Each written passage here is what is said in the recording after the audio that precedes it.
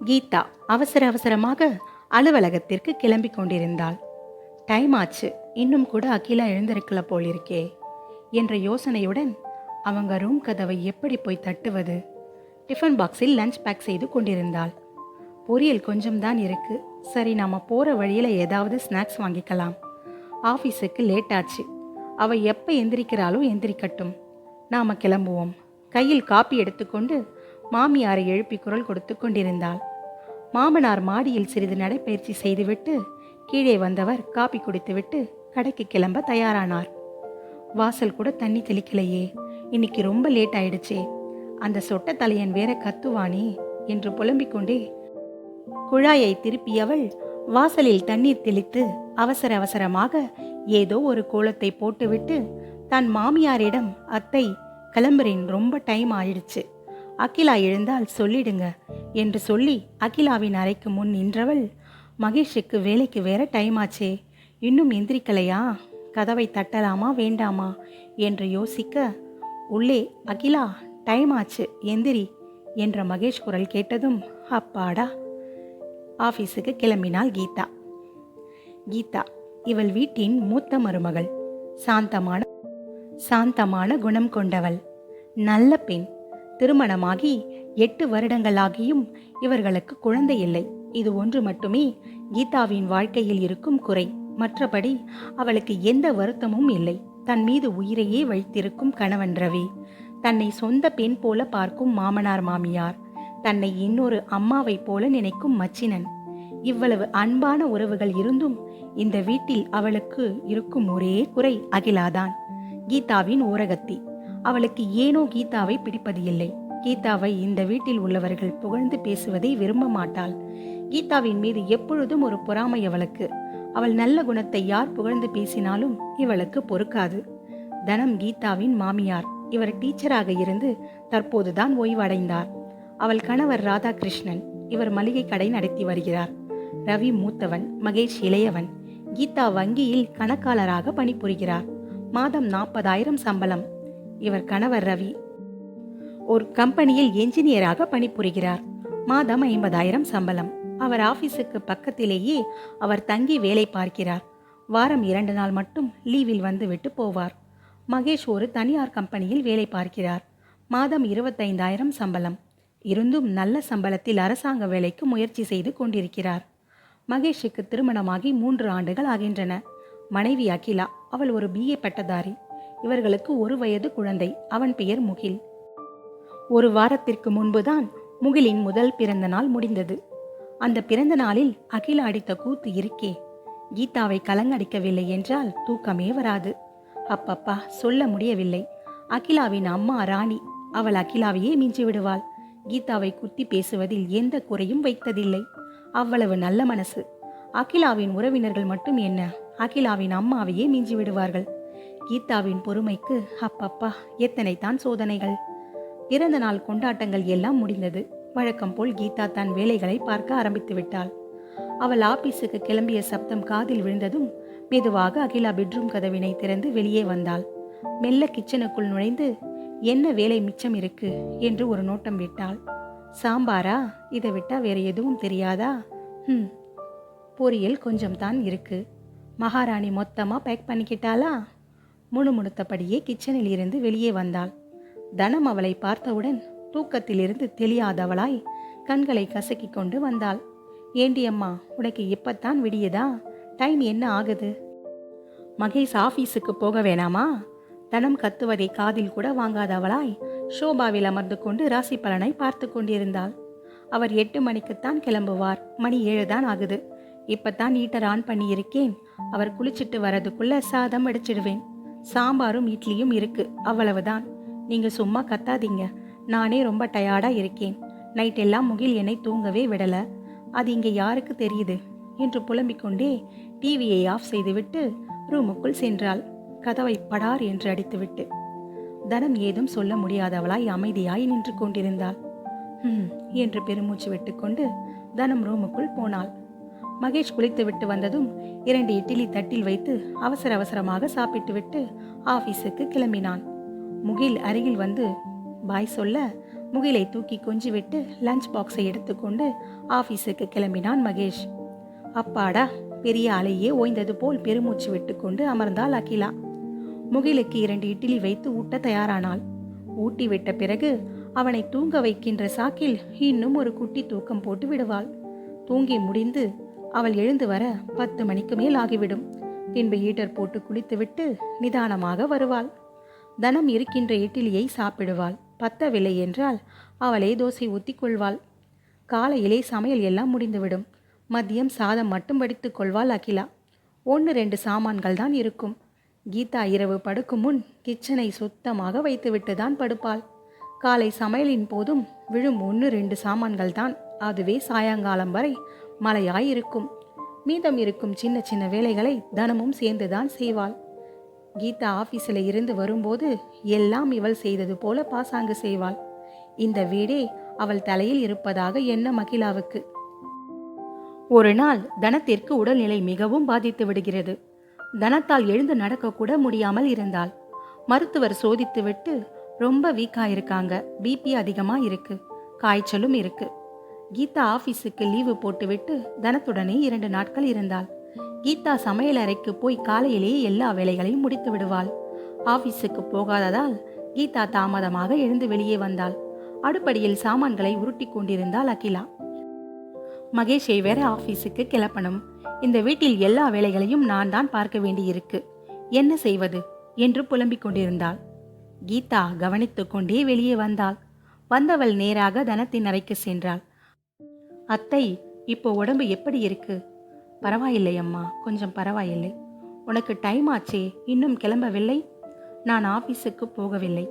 அதான் வீட்டில் அகிலா இருக்காளே, அவள் பார்த்துக்க போறாள், நீ ஆபீஸுக்கு போமா என்று சொல்லி கொண்டிருந்ததை மெதுவாக வந்து அகிலா கதவு ஓரமாக ஒட்டி கேட்டுக்கொண்டிருந்தாள். அவ்வளவுதான். கேட்டவளுக்கு மனசு பதைத்தது. ஆமாம், இவங்களுக்கு வேற ஆளே கிடையாது. எல்லாத்துக்கும் நான் ஒருத்தி தான் சாகணும்.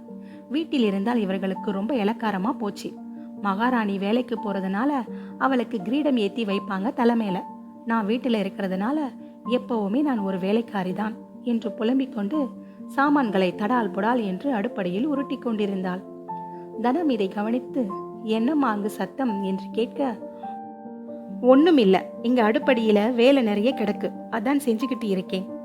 கீதா லேசான புன்சிரிப்புடன், மெதுவாக அத்தை, நான் அடுப்படியில் போய் அவளுடன் ஒத்தாசையாக இருக்கிறேன், நீங்கள் ஓய்வு எடுங்கள் என்று சொல்லிவிட்டு தனத்தின் மீது போர்வையை போற்றிவிட்டு அடுப்பறைக்கு சென்றாள் கீதா. அகிலா ஒன்றும் செய்யவில்லை. இட்லி ஒன்றை மட்டும் மூத்தி வைத்திருந்தாள், அவ்வளவுதான். ஒரு சட்னியோ ஒரு சாதமோ எதுவும் செய்யவில்லை. மாவை கரைத்து இட்லி ஊத்தி வைத்திருக்கிறாள். அதற்குத்தான் இந்த அலப்பறை. கீதா மெதுவாக ஓரப்பார்வை பார்த்துவிட்டு, தள்ளு அகிலா, நான் பார்த்துக் கொள்கிறேன், நீ போ, குழந்தையை கவனி என்று அவளிடம் கூறி தேங்காயை சுரண்டி கொண்டிருந்தாள். 10 நிமிடத்தில் தேங்காய் சட்னி செய்து சாதம் வடித்து தக்காளி சாதம் போல் தாளித்து மகேஷுக்கு சாப்பாடு தயாரித்து விட்டாள். அகிலா வழக்கம் போல் முகில் அழுவதாக ஒரு பாவனை செய்துவிட்டு மெதுவாக வெளியே வந்தாள். அக்கா, அவர் புறப்பட நேரமாகிடுச்சு, ரெடி ஆயிடுச்சா என்று கேட்டாள். இட்லியும் சட்னியும் ரெடி ஆயிடுச்சு, தக்காளி சாதம் பண்ணி இருக்கேன், காய்கள் எதுவும் இல்லை, முட்டை ஒரு ஆம்லெட் போட்டு வைத்திருக்கிறேன். சரி என்று அவசர அவசரமாய் டிஃபன் பாக்ஸில் அடைத்தாள். அடைத்து மகேஷுக்கு லஞ்ச் பேக் செய்துவிட்டு வெளியே சென்று ஒரு ஹாய் ஒன்றை சொல்லிவிட்டு மீண்டும் பழைய குருடி கதவை திரடி என்று முகிலை தூங்க வைப்பதாக ஒரு நாடகம். முகிலுக்கு 2 இட்லி ஊட்டிவிட்டு தானும் சேர்ந்து சாப்பிட்டு விட்டு அவனுடன் தூங்க சென்று விட்டாள். கீதா இது எதையும் பெரிதுபடுத்தாதவள், மிகவும் பொறுமைசாலி, குணவதி. ஆனாலும் கடவுளுக்கு அவள் மேல் ஏன் தான் இப்படி ஒரு வஞ்சனை என்று தெரியவில்லை. 8 வருடங்கள் ஆகியும் அவளுக்கு குழந்தை பாக்கியம் இல்லை. இதற்கு காரணம் யார் என்று அவர்கள் இருவர்களுக்கு மட்டுமே தெரியும். ரவியோ இல்லை கீதாவோ. ஆனால் இருவரும் ஒருவரை ஒருவர் குறை சொல்ல தெரியாதவர்கள். இருவருமே ஒருவர் மீது ஒருவர் அதிக பாசம் வைத்திருப்பவர்கள். அடுப்படியில் வேலையெல்லாம் முடித்துவிட்டு கீதா வெளியே வந்தாள். தனத்தின் அறைக்கு சென்று, அத்தை வாருங்கள் சாப்பிடலாம் என்று அழைத்தாள். எனக்கு பசி இல்லை, கொமட்டலாக இருக்கிறது, நீங்கள் சாப்பிடுங்கள் என்று சொன்னாள். ராதாகிருஷ்ணனும் கடையில் இருந்து வீட்டுக்கு வந்திருந்தார்.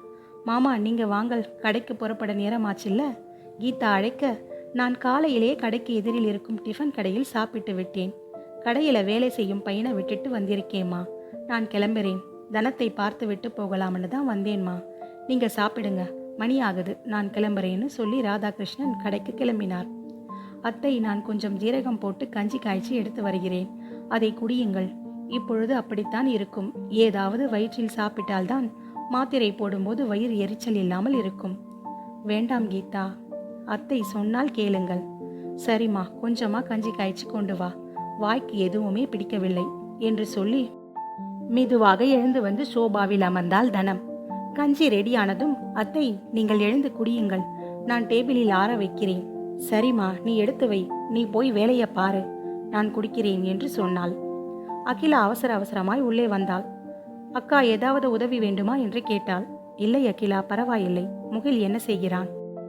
எழுந்து விட்டானா என்று கேட்டாள் கீதா. இல்லை, அவன் சாப்பிடவில்லை, ஒரு இட்லி தான் சாப்பிட்டான். எழுந்ததும் இன்னும் ஒரு இட்லி வைத்து ஊட்ட வேண்டும் என்று சொன்னாள். நீ சாப்பிட்டியா என்று கேட்டாள் கீதா. நான் சாப்பிட்டேன் அக்கா, நீங்க சாப்பிட்டீங்களா என்று ஒரு பேச்சுக்கு கேட்டாள். இன்னும் இல்லை, இப்பொழுது சாப்பிடுகிறேன், குளித்துவிட்டு சாப்பிட வேண்டியதுதான். மணி 10:30 ஆகிறது, இன்னுமா சாப்பிடவில்லை?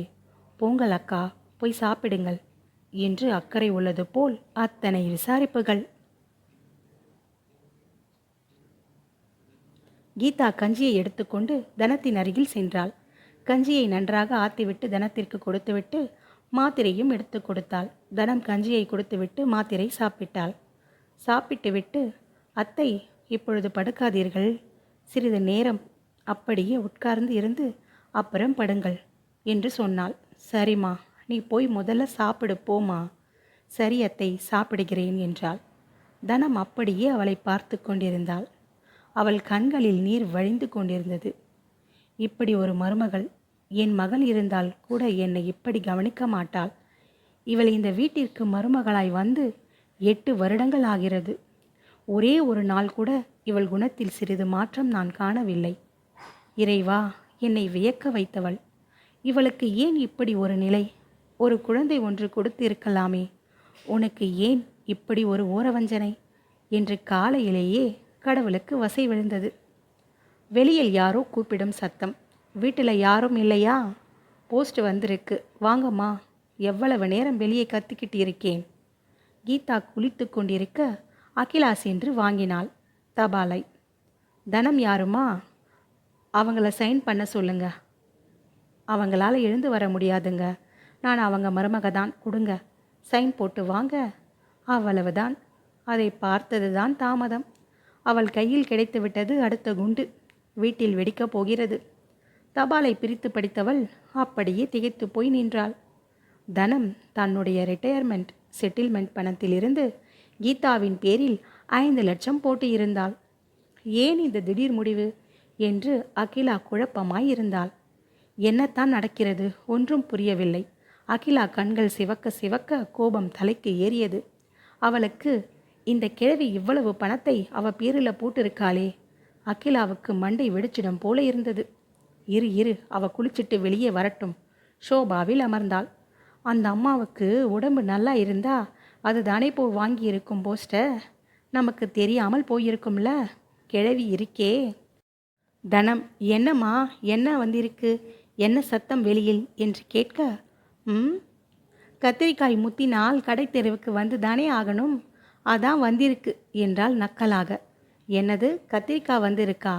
காய்கறியா? சரி சரி வாங்கிக்க. கீதா காய்கள் இல்லைன்னு சொல்லிக்கிட்டு இருந்தா, அவளை கேட்டுக்கோ. தனம் சொல்லிவிட்டு அப்படியே படுத்தியிருந்தாள். கேட்கத்தானே போறேன், வரட்டும். கீதா குளித்துவிட்டு வந்தாள். சாப்பிடக்கூட இல்லை. பூஜை அறைக்கு சென்று கடவுளை வணங்கிவிட்டு மெதுவாக வெளியே வந்தாள். அடுப்படிக்கு செல்ல ஒரு அடி எடுத்து வைத்ததுதான் தாமதம். நில்லுமா, நில்லு, இங்க வாங்க, இங்க வந்து என்ன வந்து இருக்குன்னு பாருங்க. கீதா குழப்பமாக அகிலாவை பார்த்தாள். என்ன அகிலா, என்ன? கவரை கீதாவிடம் கொடுத்தாள். கீதா அதை பிரித்து படித்தவுடன் அவள் கண்களில் அதிர்ச்சி. என்ன இது? 5 லட்சம் ரூபாய் என் பெயரில் என் அக்கவுண்டில் போடப்பட்டிருக்கிறது. எப்படி? குழப்பமாய் பார்க்க, என்னம்மா ஒன்றும் தெரியாத மாதிரி நடிக்கிற? உன் அக்கவுண்டில் இருக்கிற பணம் எவ்வளவு உனக்கே தெரியாதா? நல்லா தான் நடிக்கிறீங்க அத்தையும் மருமகளும். என்ன சொல்கிற அகிலா? எனக்கு எதுவுமே தெரியாது. இப்போது தான் நானே பார்க்கிறேன்.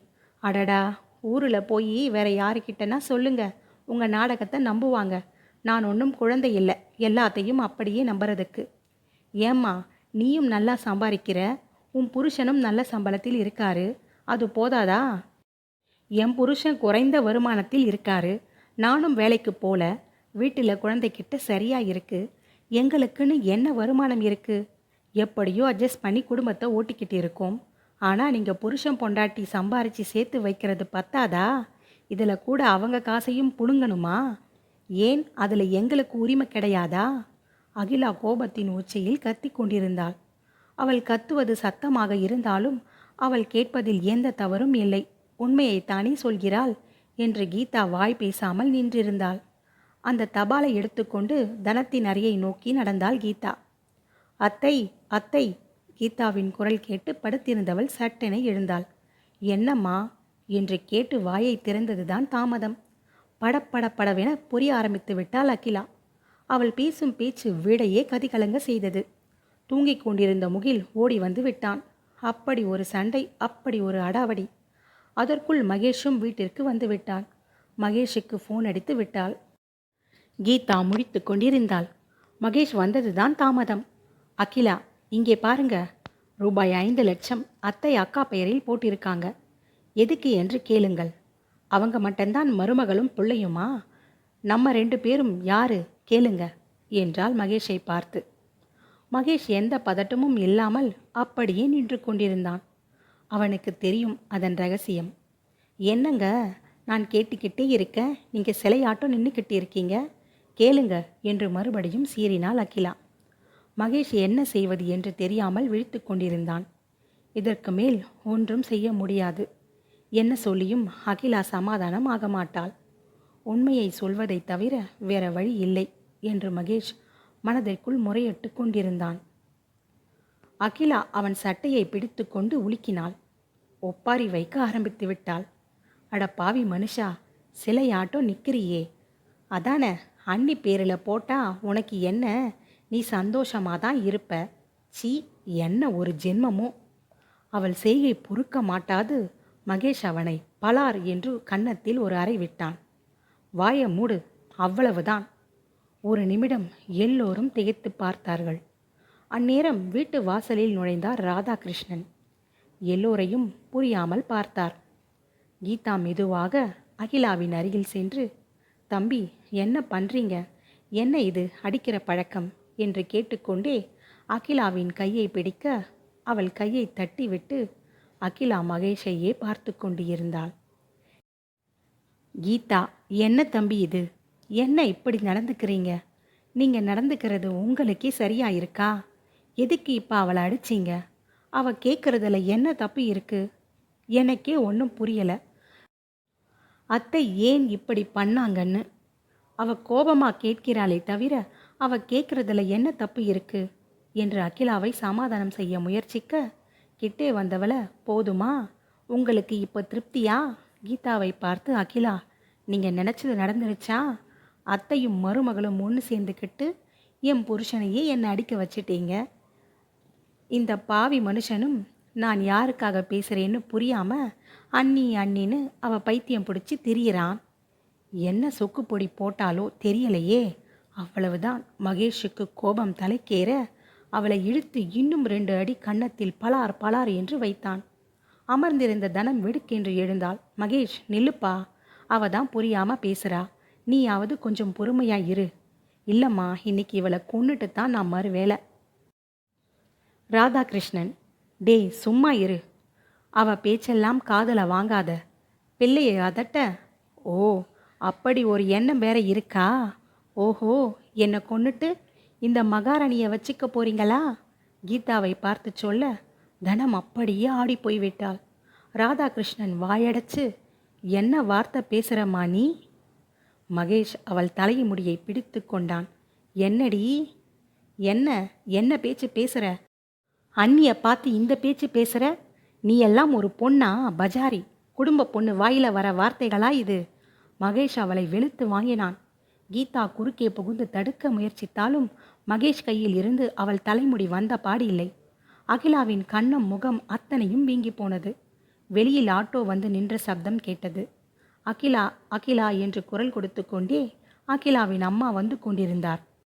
அவ்வளவுதான். அகிலாவுக்கு பொறுக்க மாட்டாது ஓடினாள். அம்மா அம்மா! கண்ணீரும் தலைவிரி கோலமாய் மகளை பார்த்தவளுக்கு ஆவேசம் பொங்கியது. என்னம்மா, என்ன ஆச்சு என்று கத்திக்கொண்டே அவளை வாரி அணைத்து கொண்டாள். அதோ அந்த மகாராணியை நான் திட்டிட்டேன்னு என்னை அடிச்சிட்டாம்மா என்று சொல்ல, அகிலா அம்மா ருத்ர தாண்டவம் ஆட ஆரம்பித்து விட்டாள். கீதா ஒரு புழுவை போல் நெளிந்து கொண்டிருந்தாள். அவளுக்குத்தான் எத்தனை சோதனை, இன்னும் எத்தனை பேச்சுக்களைத்தான் அவள் கேட்பாள். குழந்தை இல்லாமல் பலரும் பேசும் அவதூறான பேச்சுக்களை இத்தனை வருடங்கள் கேட்டவளுக்கு அதையும் விட கொடுமையானது இப்பொழுது அகிலா பேசும் பேச்சு. கீதாவின் மனம் கணவனை தேடியது. ஒரு மூலையில் அப்படியே சிலை போல் முடங்கி போனாள். அகிலாவின் அம்மா பேச்சு ஓய்ந்த பாடில்லை. மகேஷ், தனம், கீதா, ராதாகிருஷ்ணன் என்று 4 பேரையும் வெளுத்து வாங்கி கொண்டிருந்தாள் அகிலாவின் அம்மா. தனக்கான துருப்புச் சீட்டை தன் கையில் பிடித்து கொண்டு, நான் புறப்படுகிறேன் என் அம்மாவுடன் என்று முகிலை அழைத்து கொண்டு கிளம்பினாள் அகிலா. இனி இவனுடன் வாழ மாட்டேன் என்றவளை வழிமறித்து கையெடுத்து கும்பிட்டாள் கீதா. வேண்டாம் அகிலா, சொன்னால் கேளு. பண்றதெல்லாம் பண்ணிவிட்டு இப்ப நல்லவள் மாதிரி வேஷம் போடுறியா? தள்ளு என்று கீதாவை தள்ளிவிட்டு முகிலை தரதரவென்று இழுத்துக்கொண்டு அகிலா வாசலை நோக்கி நடந்தாள். இவ்வளவு நேரம் பொறுமையாய் இருந்த தனம் சீறிக்கொண்டு எழுந்தாள். ஏய் நில்லுடி, எங்க போற? நீ போனா போ, முகிலை இங்கே விட்டுட்டு போ. என்னது, முகிலை விட்டுட்டு போகணுமா? எதுக்கு? என் பிள்ளைய நான் எதுக்காக உங்ககிட்ட விட்டுட்டு போனோம் என்று அடாவடி அடித்தாள். என்னது, உன் பிள்ளையா? 10 மாதம் சுமந்து பெத்துட்டோம்னு மெதப்பில் இருக்கியா? அப்புறம் நான் என்று சொல்ல வந்தவளை கீதா, அத்தை சும்மா இருங்க, குறுக்கே பாய்ந்து வாயடைத்தாள். நீ சும்மா இருமா கீதா, அது இந்த வீட்டு வாரிசு, அதை இங்கே விட்டுட்டு நீ வெளியே போ என்றாள் தனம். அவ்வளவுதான். அகிலாவின் கோபம் இன்னும் மோசமாக, ஏன், அதான் பிடிச்சி வச்சிருக்கீங்களே உங்க ஆசை மருமக, அவகிட்ட கேளுங்க, அவ பெத்து கொடுப்பா இந்த வீட்டுக்கு வாரிச. ஒன்றும் இல்லாமலே இந்த ஆட்டம் ஆடுறா, வசிய மருந்து வச்சிட்டா. எல்லோருக்கும் வீட்டில் ஒருத்தர் இல்லாமல் எல்லோரும் அவ மந்திரத்தை தானே பாடுறீங்க. அப்படியே மயக்கி வச்சிட்டா எல்லாரையும். பொறுக்காத மகேஷ் பக்கத்தில் இருந்த ரிமோட்டை எடுத்து அவள் முகத்திலே விட்டெறிந்தான். சீறிக்கொண்டு வந்த ரிமோட் அவள் நெற்றியின் மீது பட்டு ரத்தம் வழிந்தது. அட பாவி!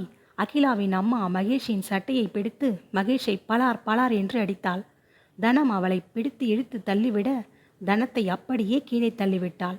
ராதாகிருஷ்ணன் பதறிக்கொண்டு தனத்தை பிடிக்க, இதெல்லாம் பார்த்து கொண்டிருந்த கீதா, போதும் போதும் போதும், நிறுத்துங்கள். இதற்கு மேல் என்னால் இந்த கொடுமையெல்லாம் பார்க்க முடியாது.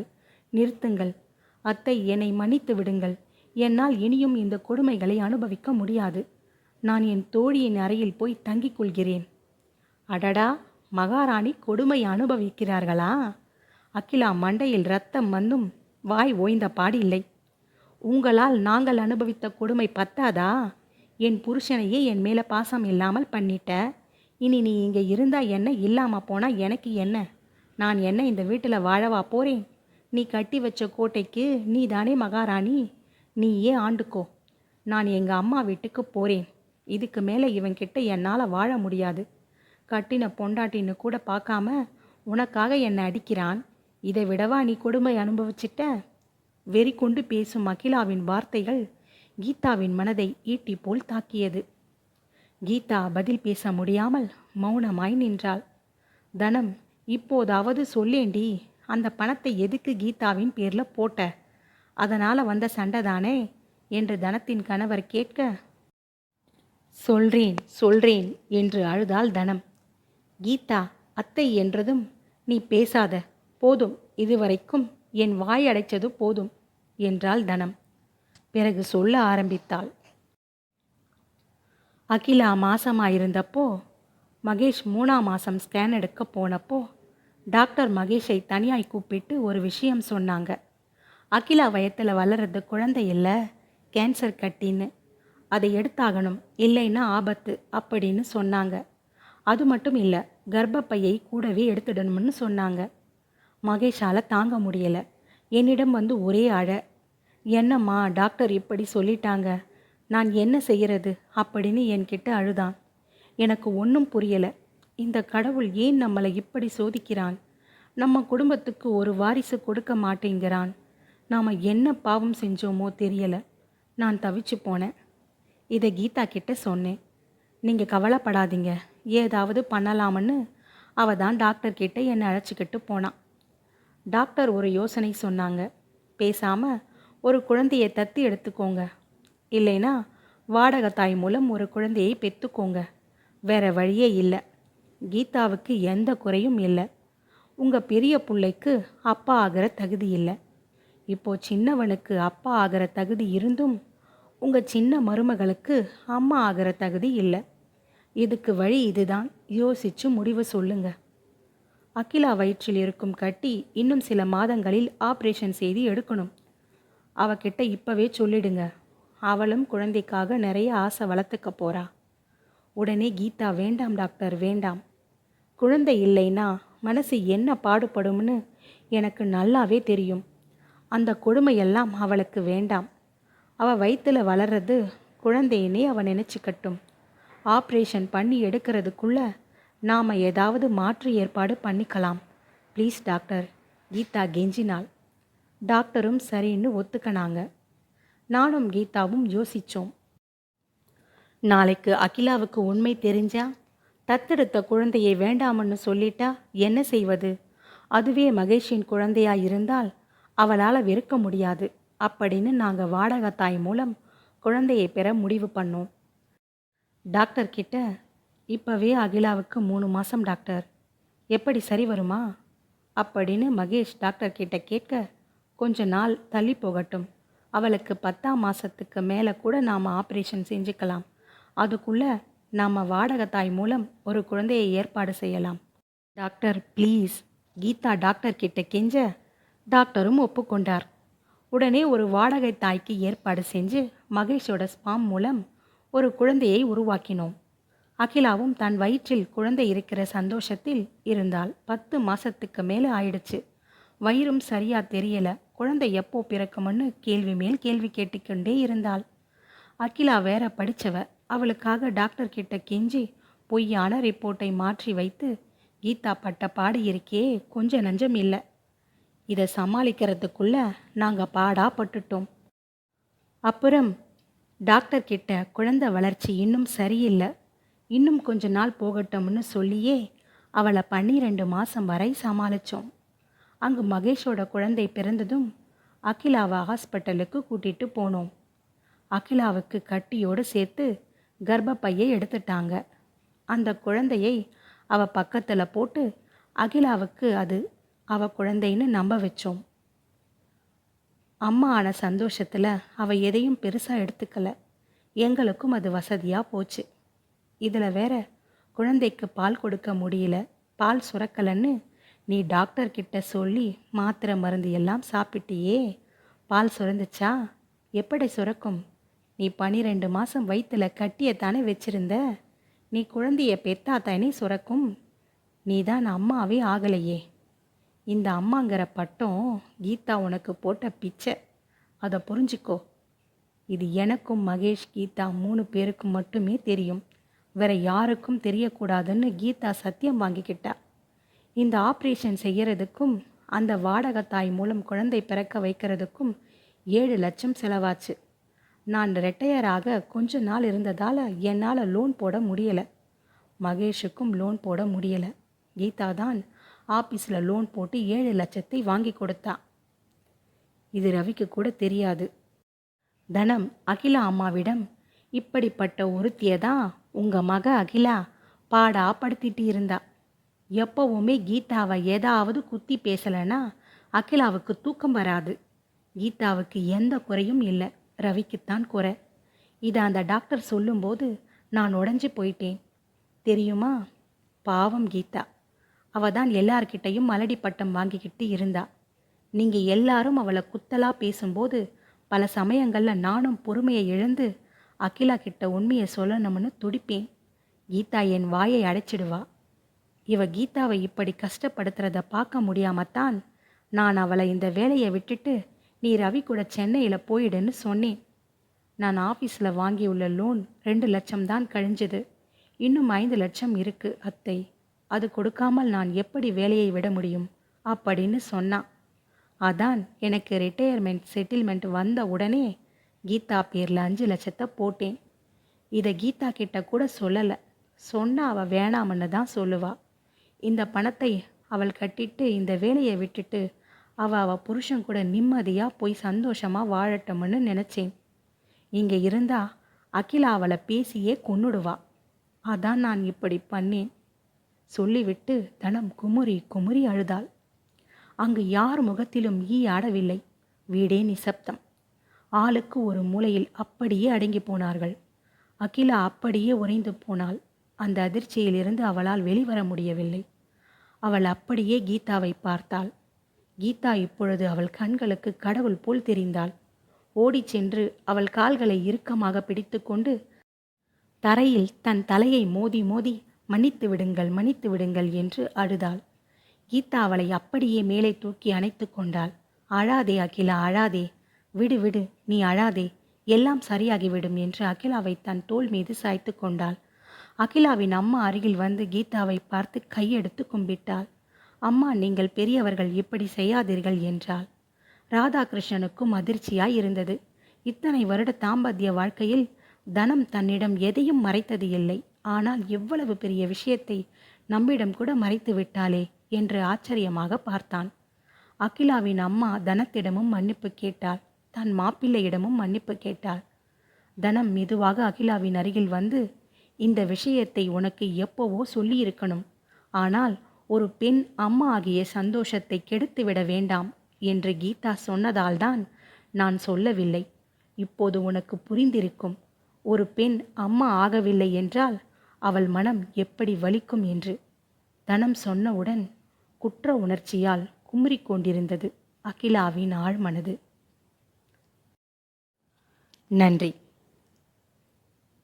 ஆம், யாரையும் அவர்கள் குறைகளை சொல்லி காயப்படுத்தி விடாதீர்கள். வருங்காலம் மிகவும் கொடியது. சில சமயங்களில் காலம் நம்மையும் அந்த சூழ்நிலையில் தள்ளிவிட்டு சிரித்து விளையாடும். எனவே யார் மனதையும் எதற்காகவும் புண்படுத்தி விடாதீர்கள். அனைவரிடமும் அன்போடு பழகுங்கள், நட்போடு அணுகுங்கள். நன்றி. என்றும் நட்புடன், ஹேமலதா தனசேகர்.